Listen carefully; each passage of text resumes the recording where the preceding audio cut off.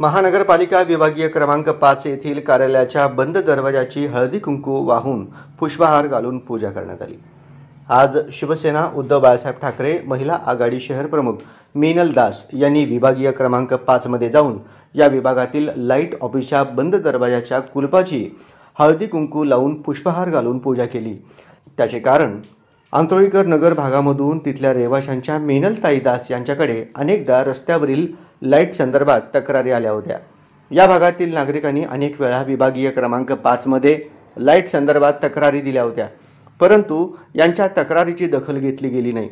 मीनल दास यांनी पण याआधी 5 नंबर झोनला तक्रारीसाठी जाऊन आल्या होत्या, परंतु लाईट ऑफिसला बाहेर कुलूप होते। त्या ठिकाणी कोणीही अधिकारी कर्मचारी उपस्थित नव्हते। आज देखील त्यांच्या महिला पदाधिकारी समवेत विभागीय क्रमांक 5च्या लाईट ऑफिसला गेल्या असता तिथले ऑफिस बंद होते व दरवाजाला कुलूप होते। अधिकाऱ्यांना फोन केला असता तर ते फोन उचलत नाहीत। यासाठी बंद दरवाजाच्या कुलपाचे हळदी कुंकू वाहून पुष्पहार घालून पूजा करण्यात आली।